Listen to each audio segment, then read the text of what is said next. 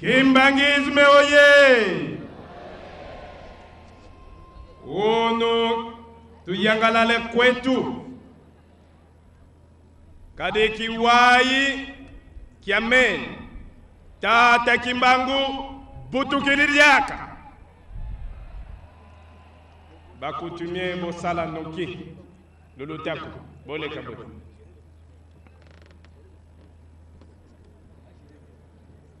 bapousa là peut-être bakito mais même à battre les malabangwa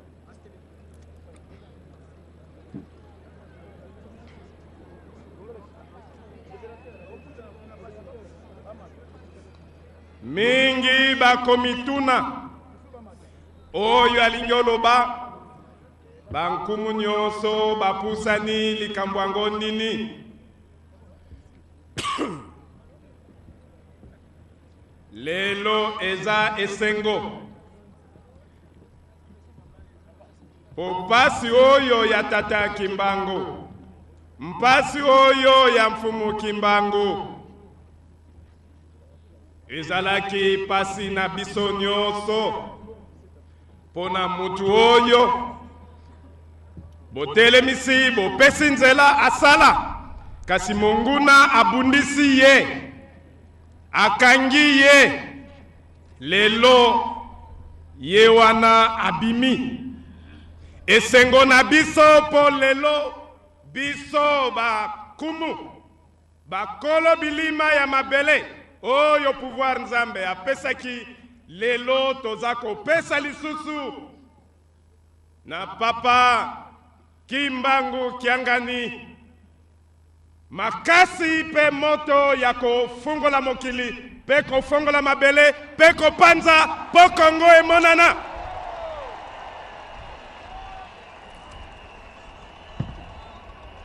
Kimbangisme oye! Lelo se lelo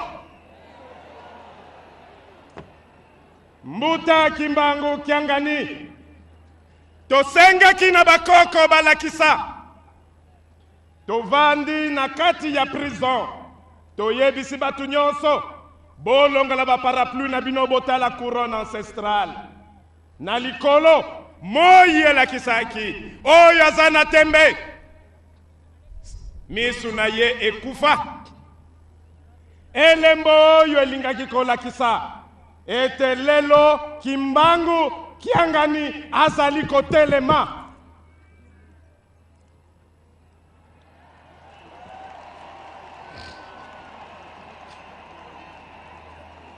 bitumba oyo euti musika tolandi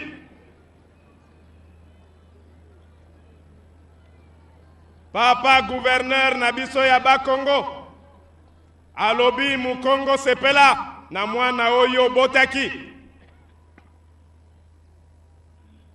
molandi ya gouverneur ya Katanga alobi ata yo botaki kasi akufelaki epai na ngai pe atikelaki ngai mapamboli ya Kinshasa alobi azakaka po na yo mukongo te aza po na yo Katanga te me azali patrimoine ya Kongo mobimba pe ye asukisi alobi azali pe kinwa pe asengi ete moto oyo bafongoli lelo bakende koimplante yango kaka na sanza oyo ya Oktobre na mboka ya Kinshasa mboka Nkiutomba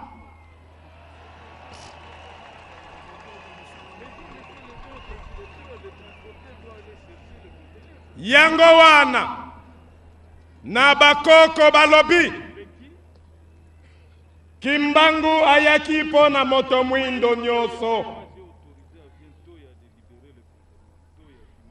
Kimbangu azali elembo oyo ya Kimpavita mama oyo atumbami na mwana na mukongo mayele ya yo moto mwindo eke wapi bazako efase bino memoire bokomi kobosa na kibokoko lokola batu babota maki likolo ya banzete Kimbangisme oye!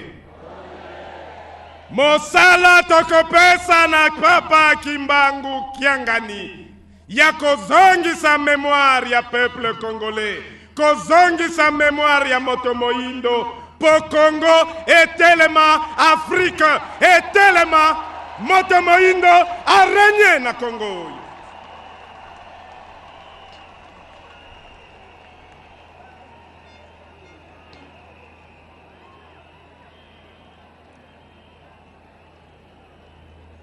Tokomi awa lelo ndenge nini?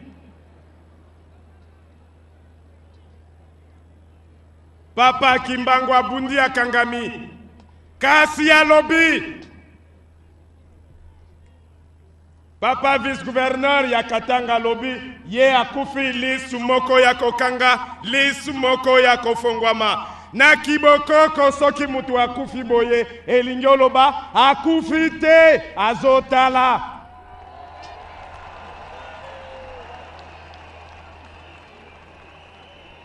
Elelo Kimbangu asali nini? Asali nini? Yango wana toza kobenga baye la biso lelo se lelo Kimbangu akotelema awa ye abimi atelema Congo bolinga bolinga te mayela nyonso ya mabe oyo bomemaki na mboka oyo oyo mundela atikaki na mboka oyo boza kopanza bamazina bino oyo eza kobundisa Kimbangu oyo eza kobundisa Congo oyo ebomaki Muze Kabila oyo eza koluka koboma Joseph Kabila nyonso lelo tokosilisa yango biso bilima ya Congo tolobi lelo tolobi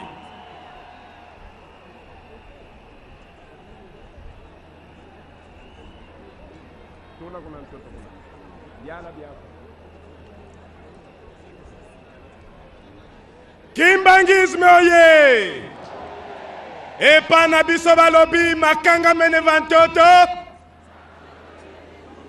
makanga meni kuzulu esalaka te esali nini? Kimbangisme oye mfumu Kimbangu oye tokopesa devoir na manda oyo ya 2016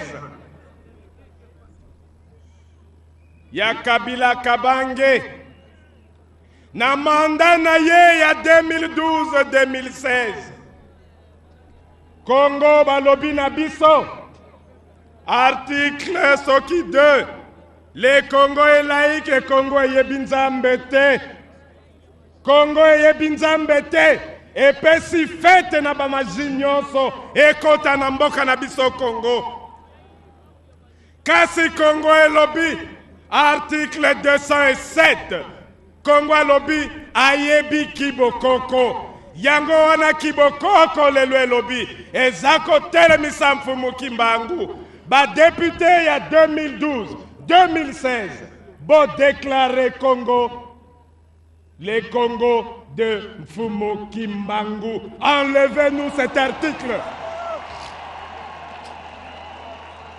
Ndenge Kabila Kabange alobaki fini la récréation.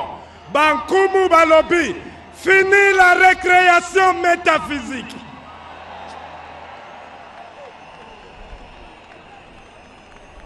Bamaji nyonso oye bombani sima ya banganga sima ya bapasteur sima ya baoyo balingi baloge barose croix bafranc-maçon bankumu balobi lelo tetele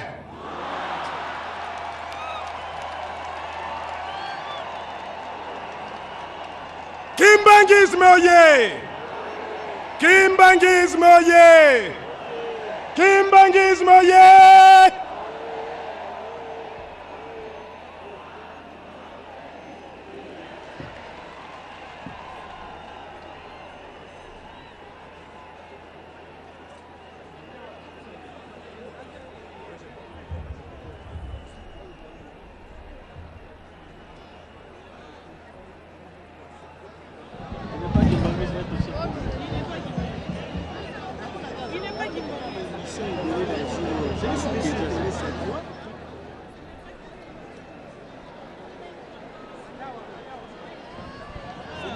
Alors, voilà la dimension symbolique du pouvoir de l'autorité traditionnelle avec une peau de léopard. Et il y a d'abord des pavés. Qu'est-ce qui va se passer? La peau léopard qui fait partie des armoiries, il faut le dire, de la République démocratique du Congo. Lelo kaka elembo nzambe ya bakoko atalisaki na prison na likolo na moi yango tokokitisa awa oyo koya.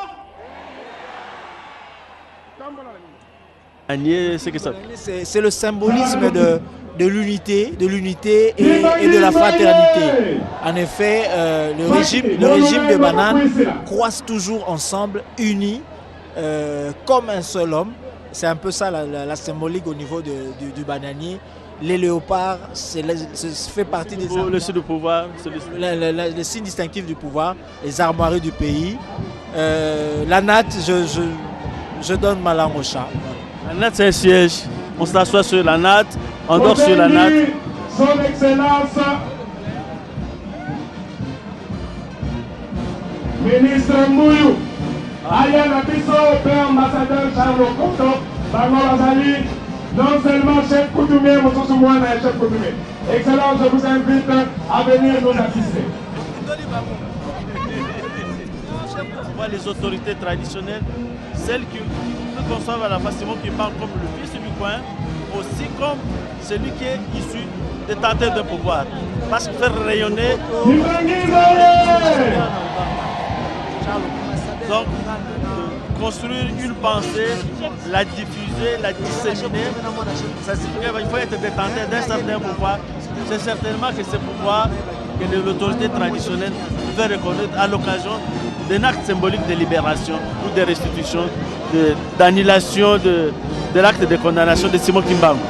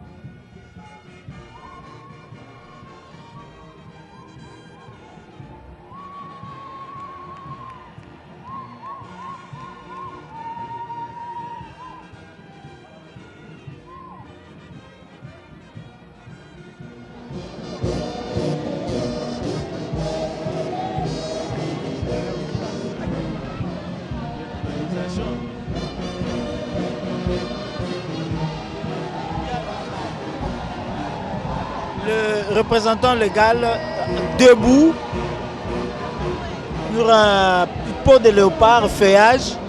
Et à cela vient de s'ajouter un tam-tam. Qu'est-ce que cela peut bien-il signifier? Mais chez les Africains, le tam-tam participe à un signe de pouvoir parce que vous pouvez annoncer le tam-tam fait partie des médias. Le tam-tam, c'est un des médias traditionnels. En Afrique, on n'a pas connu les livres, on n'a pas connu la radio ni la télévision, mais le tam-tam a participé, continue à participer à diffuser le message parce que quand il y a un phénomène qui intervient dans un village donné, par la manière de tambouriner sur le tam-tam, on peut annoncer soit un événement heureux, soit un événement malheureux. Et ça fait partie des éléments de médiation et nous-mêmes on travaille un peu là-dessus comment un certain nombre de rites participent à la médiation culturelle.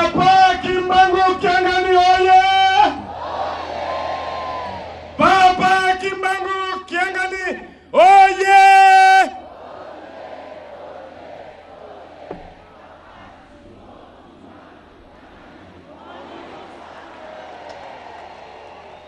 Tolingi koloba boye na Papa Kimbangu Kiangani. Pouvoir ya kibokoko euta na Nzambe. Nzambe ya bato moindo yo Kimbangu akufelaki. Soki totelemisi ye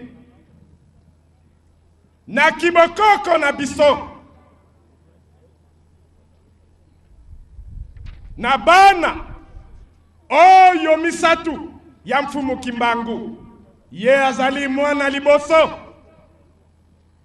Lokola ye azali mwana liboso elingi koloba bandeko na ye nyonso bakobenga ye papa.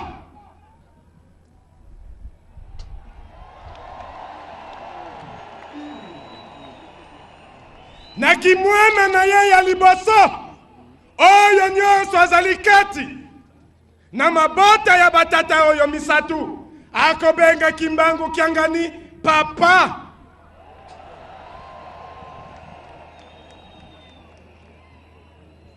Kasi kaka ye batomboli kombo ya koko na ye mfumu Kimbangu. Tango ye azwi kombo oyo bapapa oyo baboti ye bakobenga ye papa.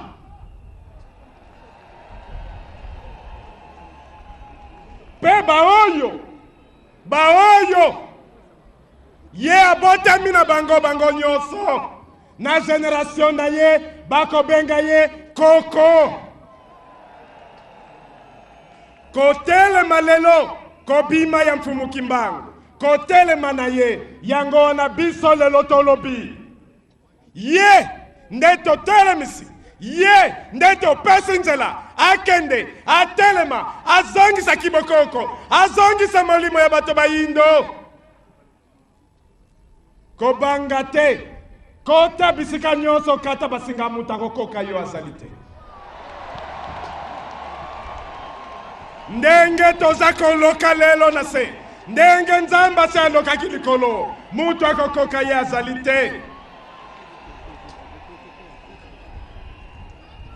Yango wana topesi ye makasi pe tosengi na ye mbonda o topesi ye abeta yango tango nyonso tongo pokwa poete molimo ya bato bayindo ezonga na esika Kongo euti musika pasi yeleki lelo ezaleli ekomi bitumba pe ebandeli ya kobonga ya moto moindo pe oyo kolonga ya kibokoko ya moto moindo na yango tosengi na papa merci mingi topesa yembote akende kovanda. Mouya, vous êtes directeur général de la radio-télévision Kimbangu. Nous venons d'assister pratiquement à un événement qu'on attend, inattendu, parce que qui garderait à votre niveau. En fait, c'est quoi qui est en train de se dérouler? Alors que, officiellement, juridiquement, spirituellement, Simon Kimbangu est reconnu comme tel chef spirituel et il assume l'autorité depuis pratiquement plus de 10 ans. que dire à la population congolaise qui nous suit en ce moment-ci?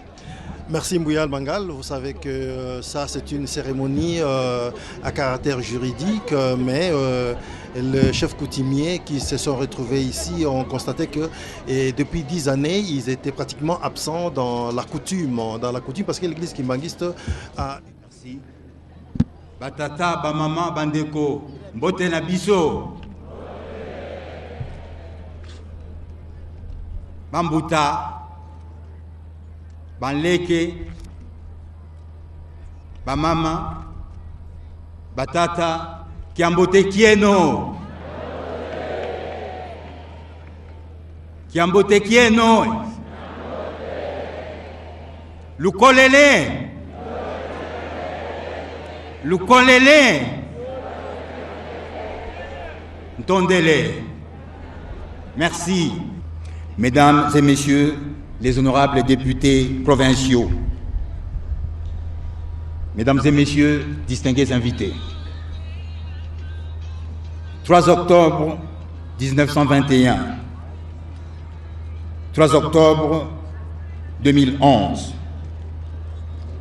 comme l'ont souligné tous mes prédécesseurs, l'on peut donc compter 90 ans, jour pour jour, depuis que le prophète Simon Kimbangu avait été condamné à la peine de mort et ses compagnons à la peine d'emprisonnement par le conseil de guerre de Tisville, actuel Mbanzangungu, ville qui nous réunit aujourd'hui.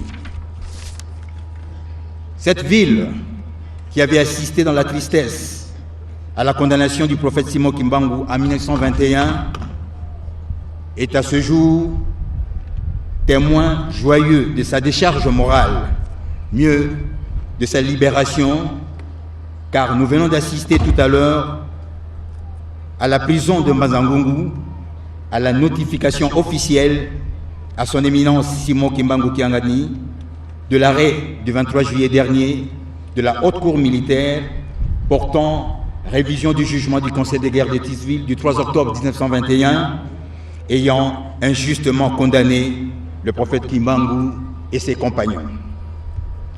Excellence, Monsieur le vice-premier ministre, représentant personnel de son Excellence, Monsieur le Président de la République, chef de l'État, éminence chef spirituel et représentant légal de l'Église de Jésus-Christ sur la terre par le prophète Simon Kimbangu, Mesdames et Messieurs, distingués invités, par la notification de cet arrêt de la haute cour militaire, la République démocratique du Congo, l'Afrique, l'Europe, l'Amérique, l'Asie, l'Océanie, les planètes et les autres horizons connus et inconnus par l'homme retiendront désormais que le prophète Simon Kimbangu, défenseur acharné des droits de l'homme de son époque, avait été injustement condamné en 1921 et aujourd'hui, sa mémoire est totalement déchargée de toute condamnation.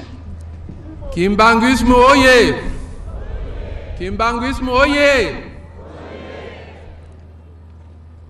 Batata, bamama yebana, kiambote kenu. Kiambote kenu diaka. Mesdames et messieurs, distingués invités, la cérémonie de ce jour revêt une si haute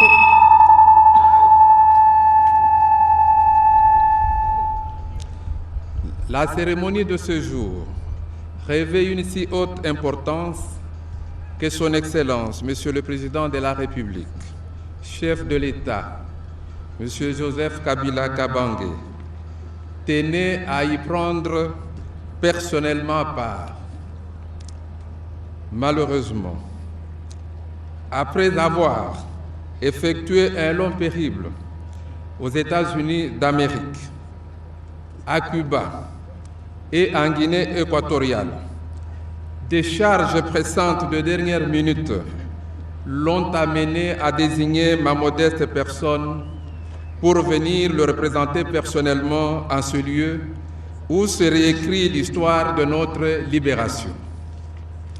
Le message que je vais vous transmettre est donc le sien. Avant toute chose, il a tenu à rappeler qu'il était de cœur avec la population lors de la réouverture de la cathédrale Notre-Dame des Sept Douleurs de Kisantu et qu'il avait longtemps prié pour que finissent les douleurs des enfants de ce pays. Aujourd'hui, le président de la République tient à communier avec la population à la fin du long matanga, du long deuil porté depuis la condamnation inique du prophète Simon Kimbangu. Il m'a chargé d'adresser ses salutations les plus chaleureuses, d'abord aux membres et descendants de 37 000 familles biologiques qui subirent la déportation pour avoir adhéré à l'idéal de société et aux enseignements du prophète Simon Kimbangu, héros national. Les mêmes salutations sont adressées ensuite à l'ensemble des membres de la communauté kimbanguiste, disséminés aux 4 coins du globe, et enfin à l'ensemble du peuple congolais qui, du Katanga à la province orientale, avait accueilli les déportés kimbanguistes et le message d'émancipation qu'ils professaient. Son Excellence, Monsieur le Président de la République, a noté en passant qu'il était bon d'organiser la cérémonie un jour ouvrable, car la condamnation du prophète eut lieu un jour ouvrable. J'ai profité de cette observation pour interroger mes informaticiens. Quelle ne fut ma surprise d'apprendre que le 3 octobre 1921, c'était un lundi, tout comme 90 ans après, le 3 octobre 2011. Je me réjouis de cette coïncidence si symbolique.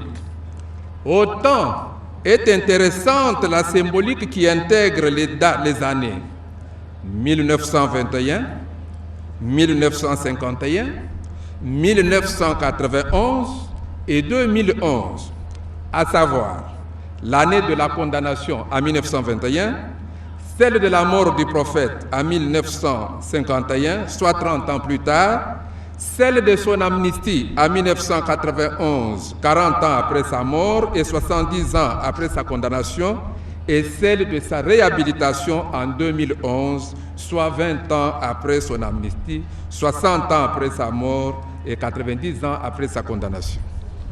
Sikawa ekomingala yebali kopesa bongo na tata Simon Kimbangu kiangani lokumu loye asengeli na yango bandeko balanzi lokwato minote mokolo mwalelo mya isato sanza ya zomi mobukoto yoko kama libwana tuku mibale na kobanda mobu koto yoko kama libwana tuku mibale na moko telelo ekokisi bongo mibu tuku libwa uto bakatelaka bongo ta Simon Kimbangu tumbo ya liwa na yango makambo ndenge na ndenge masale maka pelelo loye baponaki lisusu mokolo mwa lelo ya isato sanza ya zomi mobu koto ibale na zomi na moko na tina ya kolongisa ye to pe kobinisa ye na boloko kasi ya motu ya penza esengeli boye baye tata Simon Kimbangu soko bakatelaka ye tumbu to pe bafundaka ye na ba Belge yango ezalaka mingi penza po te basepelaka te na mateya maye azalaka koteya mingi penza azalaka koloba ete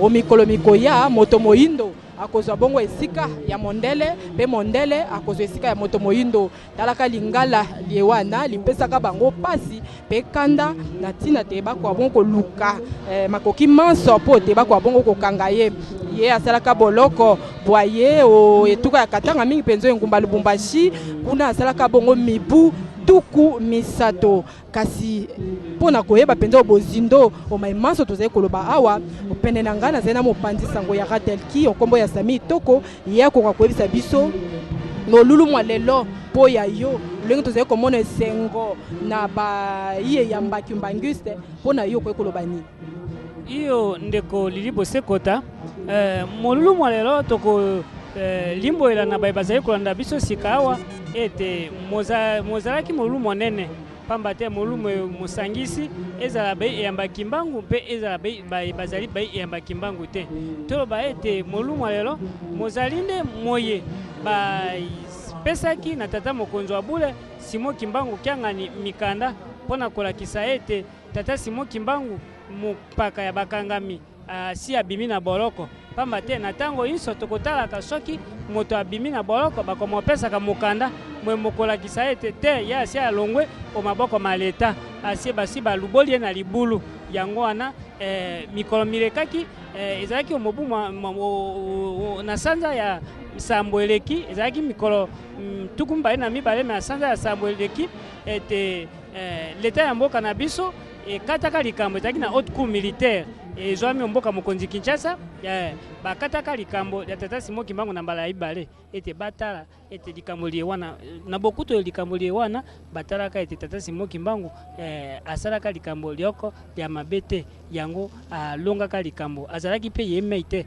azalaka na baye bakangamaka na ye elongo yango wana lelo ye ezalaki nde molulu mwa bopesi mikanda miye wana na tata mokonzi wa mbule pamba te bongi te mikanda miye wana mipesa mapolele bato banso bayeba ete kubanda lelo tata Simon Kimbangu azali lisusu na boloko te elongo na baye bakangamaka na ye to kokoba se ko yebisa na baye bazali kolanda biso sikawa ete sikawa ezali nde tokomi na ngonga ya kopesa lokumu na tata mokonzi wa bule pamba te lokumu le wana ona kozwaka bobele ye mutu mususu akozwaka lwango te yango wana ndenge ozali komona basinzili balingomba to mpe surveillant kimbangiste bango nde bazali komu pesa lokumu wana elongo na bandeko bafaki fanfare kimbangiste mpona koyebisa na baye bazali kolanda kolaka la peuple ete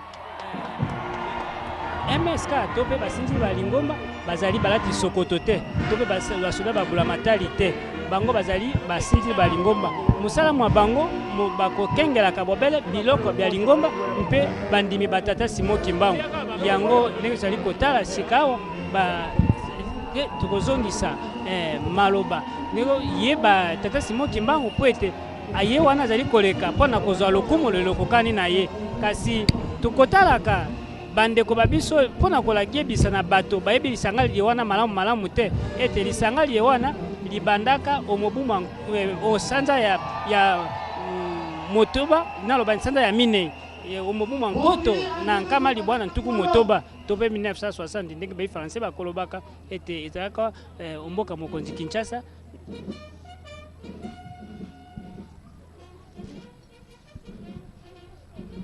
mimi ngoja kumuona kuna bwana kupesa lukumu penza na papa Simon Kimbangu Kyangani yakele dikabu ya bana ya iketalaka abima dibundu betike bokilaka ba surveillant ni ba ndeke kusaka pesa lukumu na mfumo wa dibundu pamba ve yani mutumefu na kubaka yao bakezo leve yani mosika kafana baka yao na ntango ya mutube na kuwa miyimbu ina yake na kupesa mayankembo yakele miyimbu yake kuzaka ningi sakiti nandi na ntango bakepesa kan lukumu kasi bitu mekata kulanda ba mfumo palata to ba chef coutume mekata kupesa yani kimfumo bunkaka yakele penda yimbive mama mutuni betume monina ngena munu betume mona nzila mosi bao bamesala ya bao bidimbu ve ya bamesala bao bidimbu metata ina balenda pesa ni kimfumo ve kimfumo kena yandi angolo kuluta ina bamesala hawa matondo mingi mama Wilhelmine futla micro na mpanga na beto mangal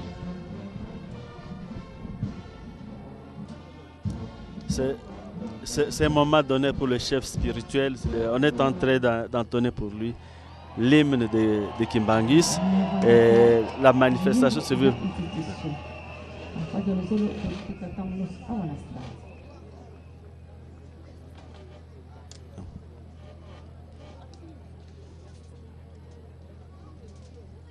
Donc la cérémonie, c'est pratiquement le dernier moment que nous sommes en train de vivre ici au stade de Mbandangongo, le stade baptisé pour la circonstance, stade du 3 octobre.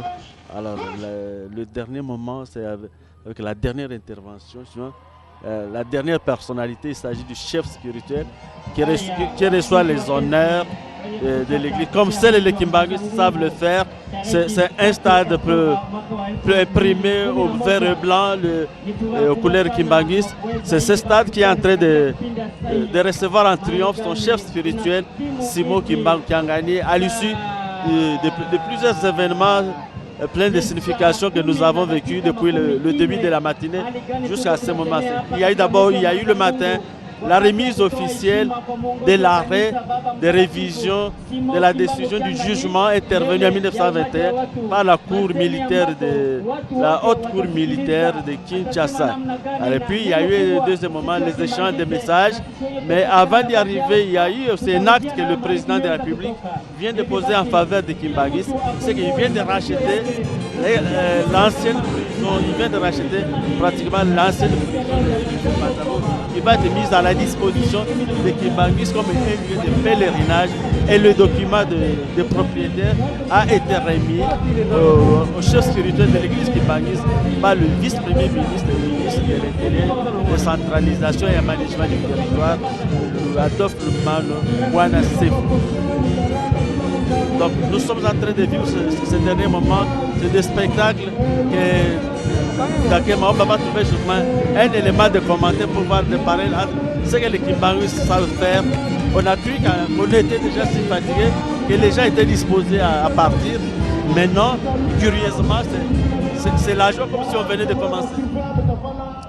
Ndio Bwana Mbuyal, kabla ya kiongozi wa dini Kimbangu Simo Kimbangu Kiangani kuweza hivi kuchukua masemi, amepewa heshima kufatana na madaraka yake kama vile kiongozi wa kanisa Kimbangu, kwani leo ni siku kubwa, siku Papa Simo Kimbangu amevalishwa haki yake, heshima yake na kutoka gerezani baada ya miaka 19.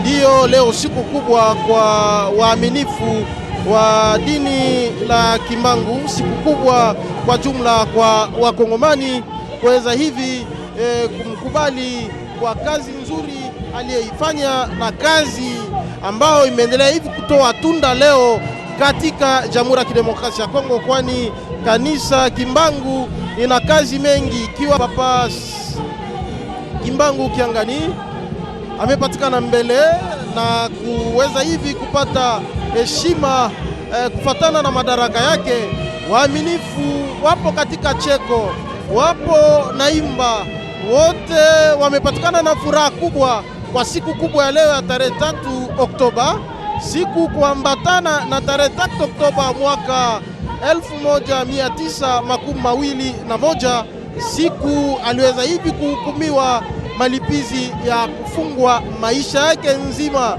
Leo siku kubwa tarehe 3, siku korti kuu imechukua hatua ya kuangusha uamuzi wa zamani, hatua iliyochukuliwa na sheria ya zamani wakati wa Ubeleji, na kuweza hivi kujulisha kwamba ametoka sasa gerezani,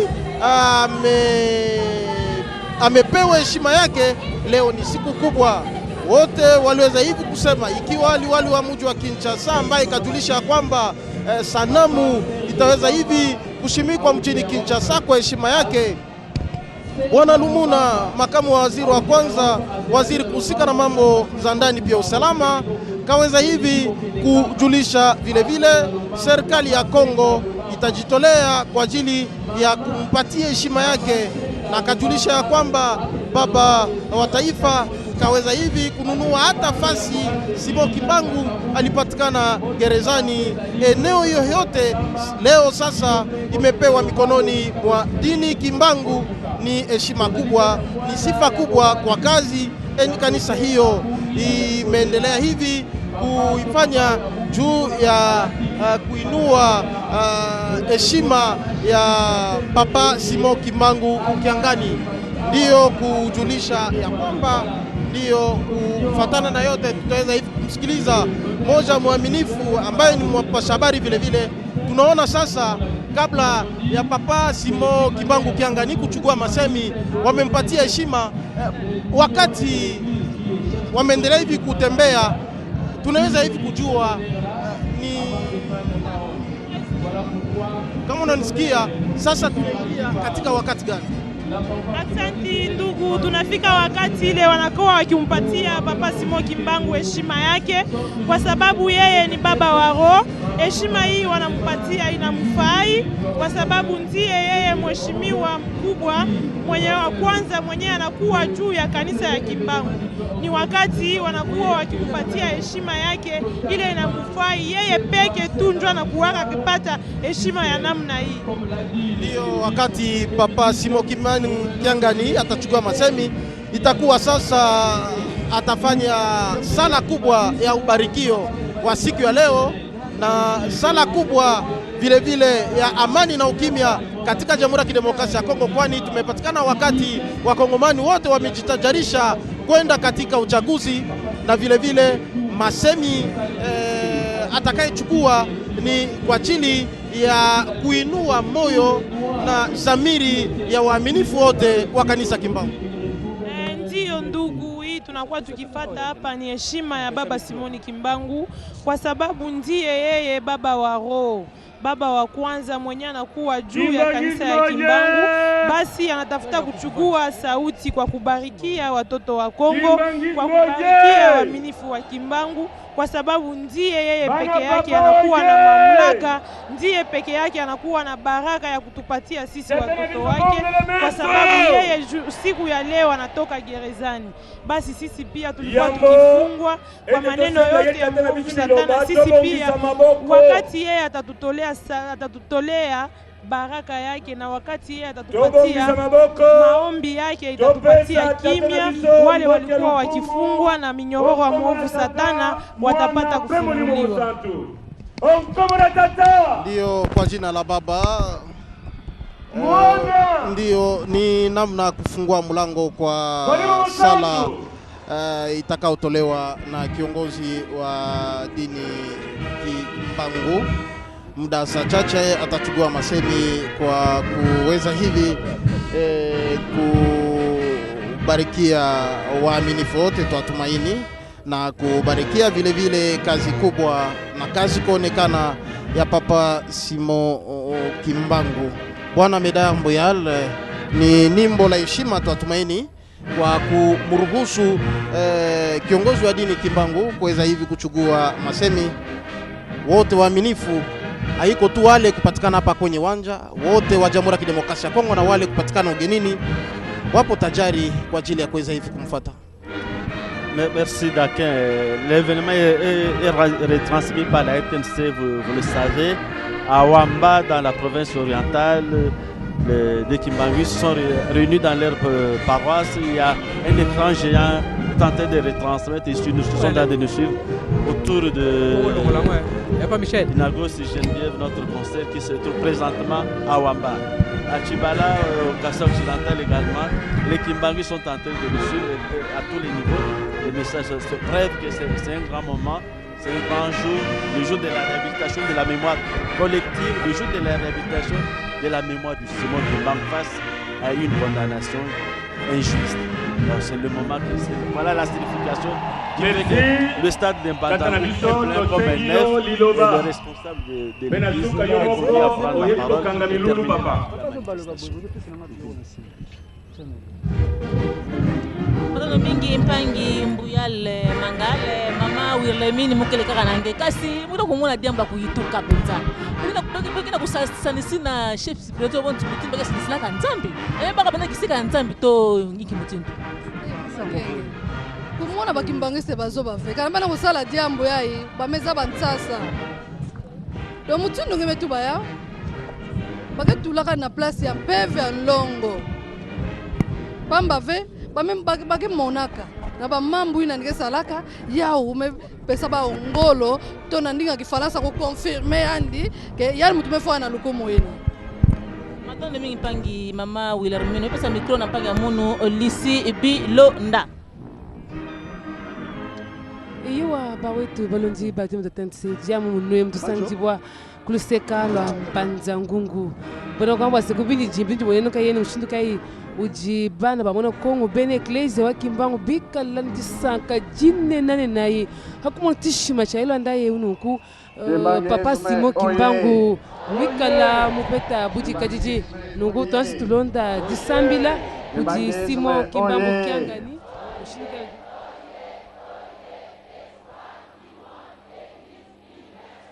Kamba oye! Kamba oye! Kamba oye!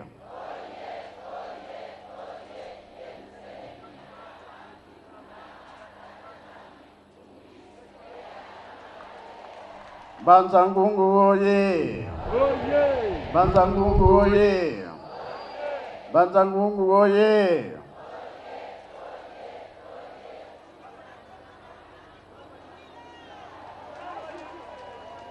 Eunwe! Embase! Bilungu byakuloe! Yangalala! Esengo bie esengote! Esengo bie esengote! Sai bukan sai kue. Sai bukan sai kue. Kiese bukan kiese kue. Tulenda kwetu seva.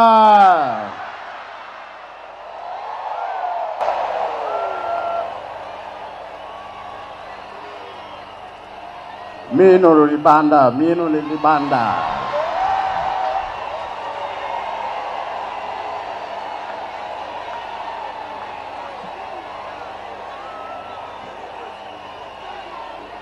Na kombo ya tata mwana pe tata Molimo Centre to bandeli nano bakonzi na biso ndenge tata ministre aye kolakisa elongi ya tata président na biso nyonso toye awa ba discours nyonso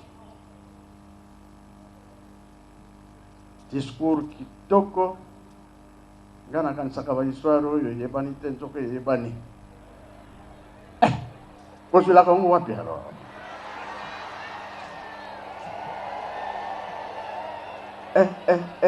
ngakutunda kamwe honyo sokolekawa vraiment makambo kitoko lelo eza mokolo monene ntango nazalaki na ville na yoki chef coutumier aleki awa likambo moko esalamaki et c'est vrai kuna na likolo sini moko emonanaki ya kitoko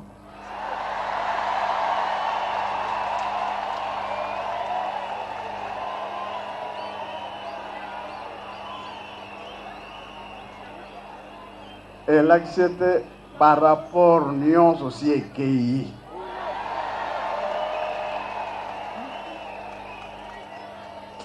en tout cas eumela te boni eumela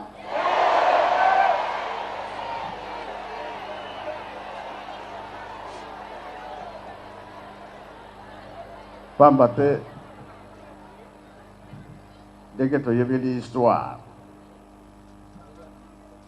tata Simon Kimbangu bamemi awa na Banzango basambisi ye programme munene bazalaki nango oyo balingaki basala ke ye mpe akende boma ye alobi te ngai mokonzi na ngai aza kotinda ngai epai mosusu alors oyo bango balingaki basala ezwaki échec kino akendaki na Katanga on a vendu 30 ans. Talanano likambo ya monene. Kuna bayambi ye kitoko. Enfin. Banyokolaki ye. Mais ye pia nyokolaki bango.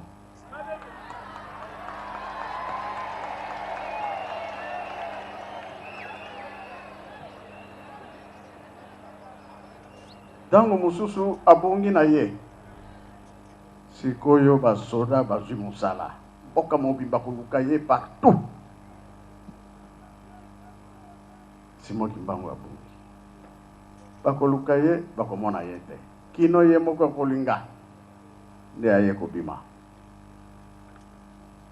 tango bakotuna yo kenda ki wapi nazaraki nanga kakao biso tuza kolekela ndenge tomoni ye te tomoni yo te wana nani wana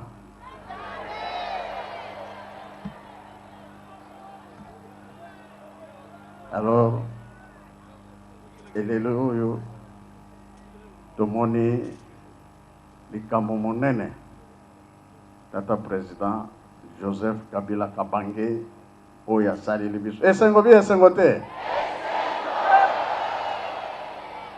bongo bino bolobi esengo makasi tokofuta ye nini tozana eloko ya kopesa ye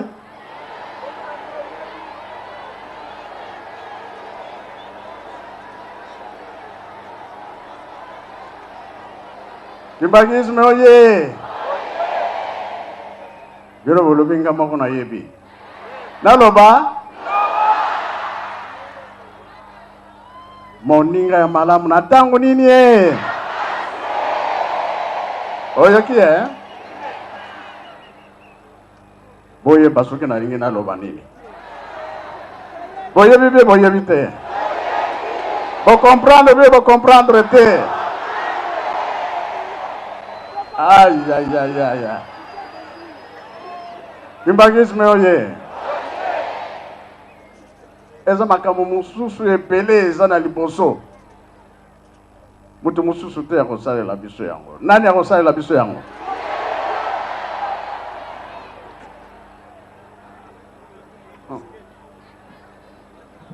na famille soki oza na oncle kobanga te oncle wana kosalisa bino bongo bie bongo te elekeli ngai ye mpe aza mwana katanga aye kobimisa Tata Smoky Kimbangu na boloko esengo bi esengo te ebongo tokopesa ye nini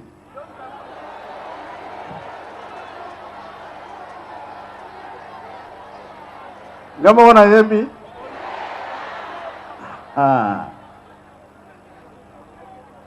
c'est vrai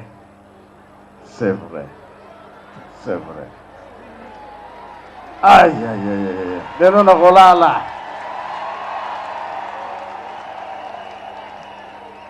kolala. Pamba te Tata Mfumalongo alobaka boye papa liangenda. Likambo wana soki salami. Sika biso to fongoli nzela. Bayate.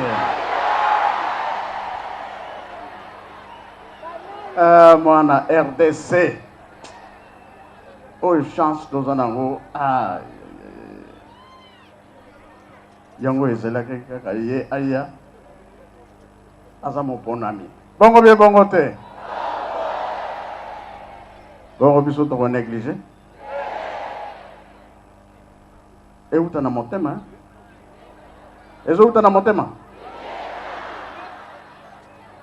oya bino ezouta na motema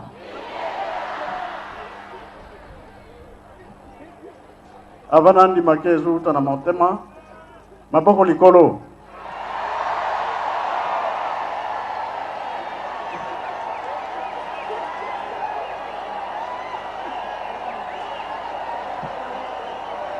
bon merci tomoni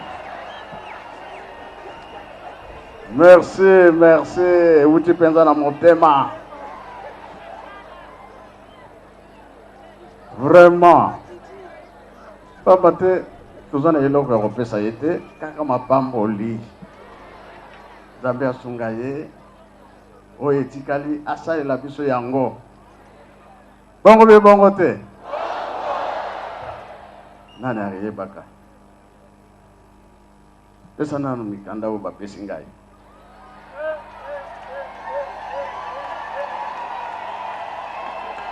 Abimi na boloko.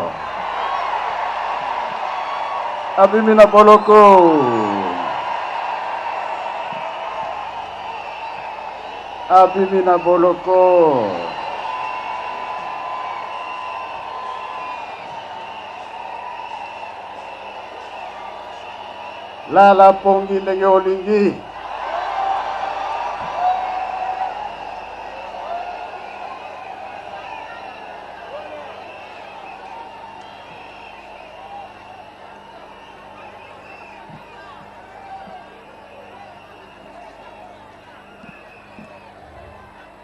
Na lupango apesi biso mikanda yango oyo. abimi na boloko na lupango bapesi biso na boloko bapesi biso yango mbala moko.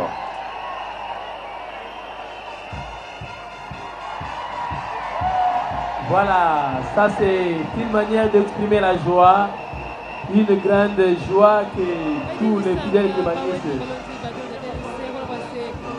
Papa Simon Kimbangu Kiangani dimukela mwina mpala na mulombo jimukulu wa eklesia wa Simon Kimbangu nyeye wa leji kumesi kwa bonsu mikanda ijibuba fete lelo ndaye unuku bakulesa basebule bela fumwa tunga mkalenga Joseph Kabila Kabange mudi bwe Kimbangu afeta buji kadiji afata kama buloku na shebi ukamufa kajivumikala chilumbu chimukosela kujibabeleji lelo ndaye unuku malonsu wakani ni malonsu wakani akani mene antishima ndisaka bijibika fitana mu chipalo cha ndundu kuluseke nunkula district ja Mbanza-Ngungu nunku Kalumbanji kajibonsi bikala bela kuji Papa Simon Kimbangu Kiangani nunku bawetu bonsi bela Kalumbanji fumadi tunga Joseph Kabila Kabange bwati kwa jisheji wetu ndishi ya mwamba jise anja nambila miande yose mshibihite kana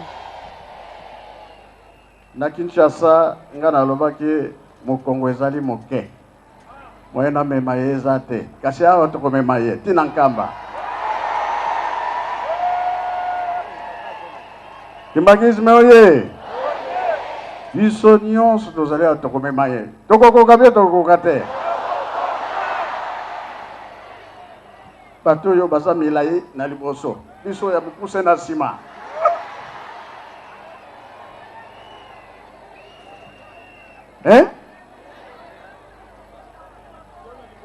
Ah bon. Lobi tozali kokende na ye na nkamba. Na Kilongo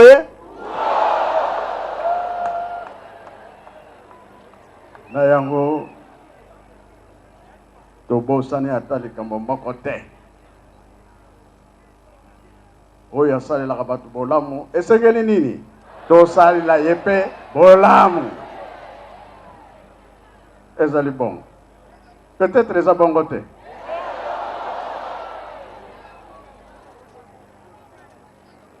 Donc, il y a bikisi mokili mobimba.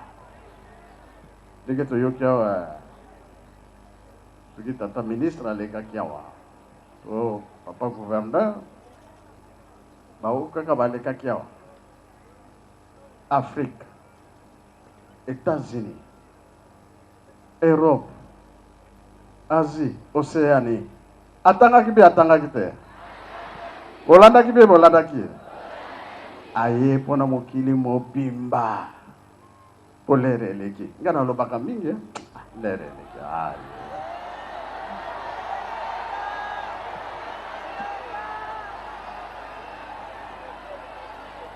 Naloba.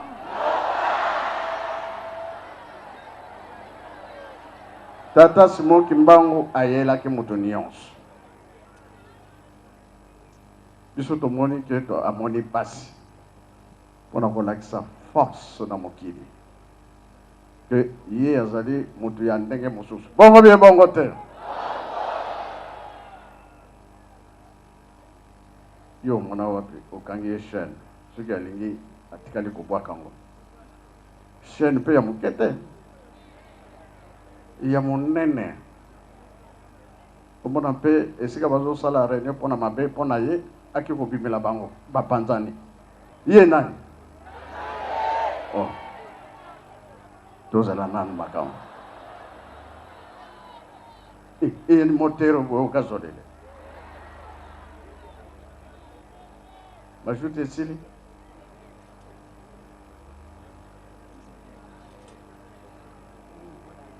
Na yango tosambela mingi oyo tomoni lelo ezatike toye kolekisa lere ya bamba toye kosala nde mosala mpona kokokisa liloba wana ya 21 bongo bien bongo te kasi Congo RDC, Congo Brazza, Congo Angola oyebake makambo maye batu bakoya ebele na kombo ya tata Simon Kimbangu bakoya koluka biso mais tozana bizaleli ya malamu boyoki awa tozali boye tobendi makambo okotala kaka bipai tozokokende soki nini ekozala bakoya koyekola biso mpe tokende koyekola mpona bango po bakamata oyo ya biso bakende nango me ezala ya malamu pamba te ntango ekoki ekeke ya mitano ezali te non ezali oyo ya suka oh ah bon et c'est vrai likolo mpe se koleka kasi liloba ekosala nini jamais ntango yango oyo me tolobi tomibongisa na RDC poids ya mokili mobimba ekomi na maboko na biso pamba te lelo abimi na boloko bakoya kotala ye mpe bakoya kotala ye te na babato na avion na bavelo na makolo charge bakoya kotala nani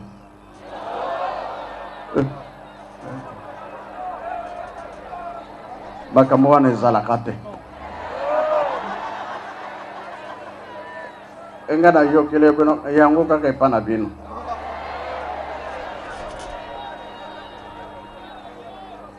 papa Kimbuta alobi yango ke Kinshasa omibongisa papa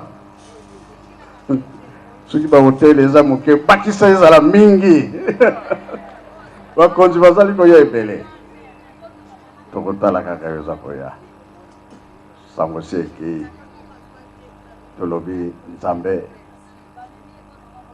asalisi biso tata président azwa lokumu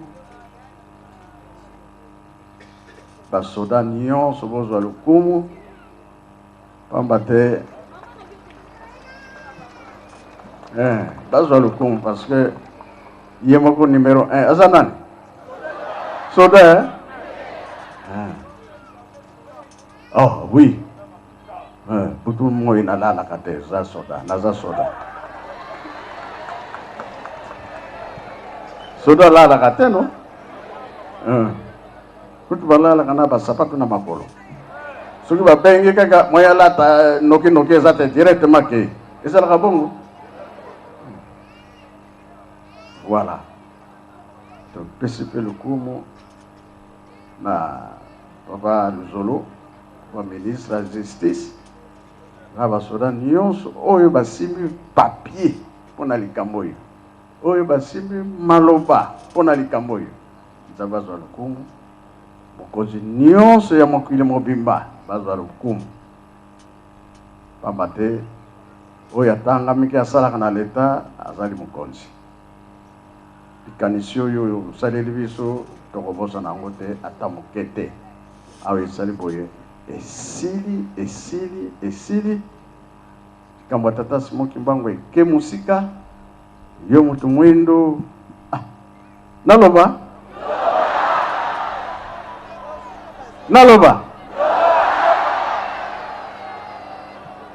oza na 3/4 ya sir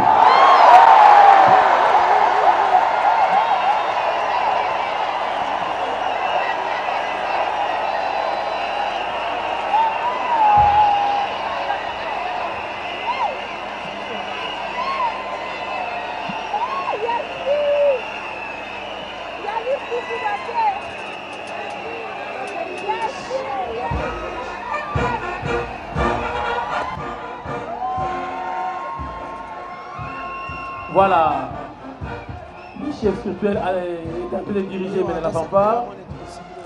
Nous avions dit c'est toujours la manifestation de la joie qui habite tous les Kimbanguis se réunis en ces lieux. 3/4 dont on a longtemps chanté, 3/4, voilà, vous devez recevoir les assurances du numéro 1 du Kimbanguisme, que les 3/4 sont disponibles. Papa Sibogemo qui vient de nous rappeler aussi les 3 Congos. de nous préparer pour recevoir le monde, car tout le monde viendra pour voir où était Papa Simon Kimbangu, à nous aussi de savoir comment les recevoir. C'est la fête qui continue avec cette animation de la fanfare Kimbangiste. Papa Valérie, vous avez les lectures.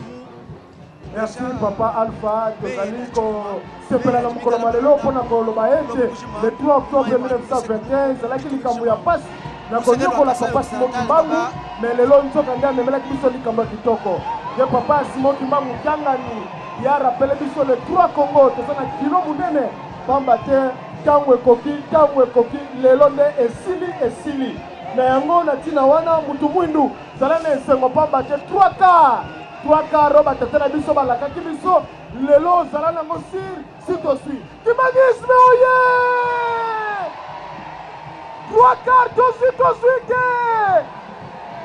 sepela sikila kwa kunkundi iyo aba wetu ndimwe kubili jimbi ndimwe nanga yenu ndisanka jabuni jisemwamba ndisanka jabuni mwamba sebule mena muti mufika jiko bayelo anda yenu kwa mebwani mwakwiji Simon Kimbangu uva mufa mwa mkati ni moyi mkashi mwetu wini moyi uwenze bishima blonde shina myakula kuti Papa Simon Kimbangu Kiangani kutika tataka ni buko kashi bakulombola eklesi wa kibaba Kimbangiste nonku bonse muntu wabedi kalumbanji kamaza tenta kuti fumati tunga Joseph Kabila Kabange mbule la mena kalumbanji kamaza tenta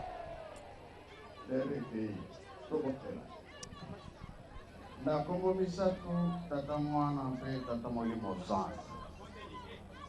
tata lelo eza mokolo monene oyo ezali ke lobiko ya mokili mobimba na yango biso toza na likambo te bino boyaki komona pasi mpona biso boyaki mpona biso bato ya masumu limbisa biso na mabe oyo tosalaka libunga nyonso ezali masumu tokolula tokokanisa tokomona tokoyoka elobeli na biso kosimba na maboko ezali lisumu tikete bambange ya se ya likolo bolimbisa biso bozongisa biso na motema na bino banzambe na biso tala volonté oyo monani kati na biso na likambo monene tata président asaleli biso toza na eloko ya kopesa ye te kasi oyebi ndenge bobongiselaka oyo asalaka mosala ya kitoko bakaniselaka ye bino bokanisela ye ya mingi esika biso tozotelemela bino boyebi yango salisa gouvernement nyonso salisa bango oyo batie mapoko na likambo na yo tata nzambe kolo yesu tata molimo santo salisa mutu nyonso oyo ya ye awa abima pamba te na mboka ya Mbanza-Ngungu esika ne avandaka esika oyo asalelaka misala esika nyonso totambolaka kobosana biso bana na bino te moko kanisela biso pasi eleki mingi ezala na bafamille ezala na bandako ezala ndenge tovandelaka moko na ndako batata bamama bana bankoko sunga biso nyonso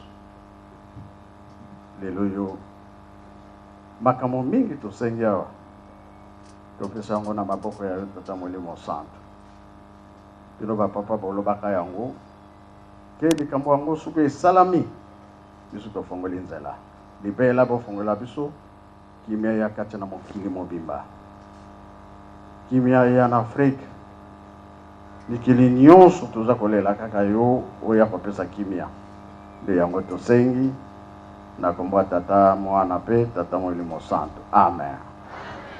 Territoire ya Chela yaka leki na yo azali na biso awa Papa Charles kuye mbio leki muloko wako na kuchunga hapa kuye mbio Papa Charles administrateur ya Disu Papa Disu yaka na prince mwana na yo mwasa azali kozela yo mama meje bazo luko kadiji apataka bubuloku na shebi ukamufa kadiji